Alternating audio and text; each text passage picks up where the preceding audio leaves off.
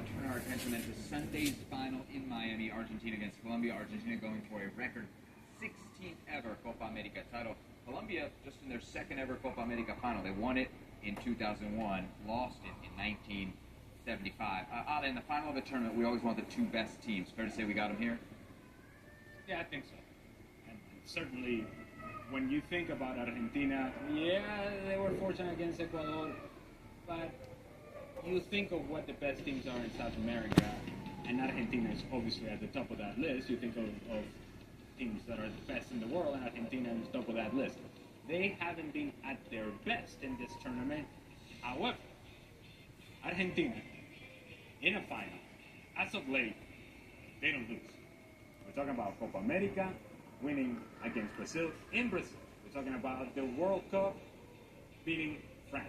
We're talking about now Argentina with all the expectation being on their shoulders and everybody knowing full well that they were the favorites and they've been able to reach the final against a Colombia team that I must say I would have loved going into this final if indeed the game had been played in a different manner tonight. But the way that it played out, it takes a lot out of this team.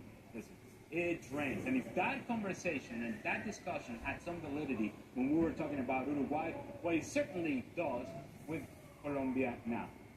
Not only playing with 10 men, doing it for a long period of time in the sort of weather, and then more important, you saw by the Colombian players the sort of emotion, the sort of explosion of emotion after the game was over, crying. And that you're only doing that because you're letting all that emotion go. And when you let all that emotion go, now you're draining your body. You're draining yourself. And you have to find a way of coming from a high to a low to being able to then match that high level of intensity. And that's very difficult to do in a short period of time. Colombia is going to have a really, really hard time being able to find that urgency and intensity that is needed to play a final against Argentina. Yeah, it's almost like you've come off the edge. Mm-hmm. You know, you want to always be playing on that edge, just right there. And then it's like you said, okay, we won. We're there. It's over. But it's not over.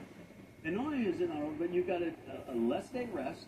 You were pushed significantly harder than your opponent was in the match previous to the final.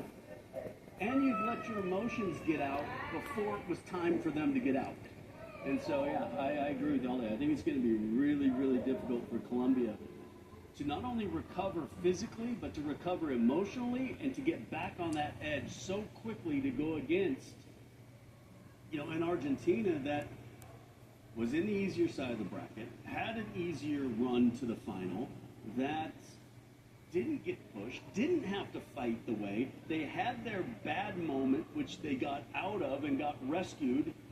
So, yeah, this is, I will be very interested to see kind of how Colombia starts that match. Who do you think's the favorite on Sunday? It's Argentina because they will be the home team. You think so? Messi will be the home team. Okay. And that'll make Argentina the home team. It's in Miami. Messi fans are going to be everywhere. Have you ever played Colombia in Miami? Have I ever played Colombia in Miami? My first Have half. you seen Messi in this country? My first I actually think it's a good debate. Colombia. I don't know that you're wrong, but I don't know that I would be as confident as you are that it's not going to be a pro-Colombia crowd. There was a reason why we played a lot of matches early on in Miami against Colombia. The Messi fan has a lot of money, but the Colombian fan has a lot of desire, I think, to see their team in the final. And not all Messi fans are Argentina fans, and I think that difference might mean it's going to be a lot of Colombia fans. I think they will be the home team. I think they will be the favorite in this game. How big a favorite? But man, I'm sitting here and listening to Ali, listening to Casey, and I'm thinking like, Colombia's a team that's played better in this tournament. Sure. Colombia's a team that I've got less questions. Pick them.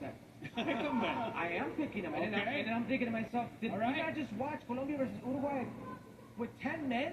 And they were never bothered. Camilo Vargas never had to make a save. Now, I understand, Daniel Munoz is a very good player. He's going to be missing. And it could be an emotionally and physically draining game. And one day less of rest for Colombia.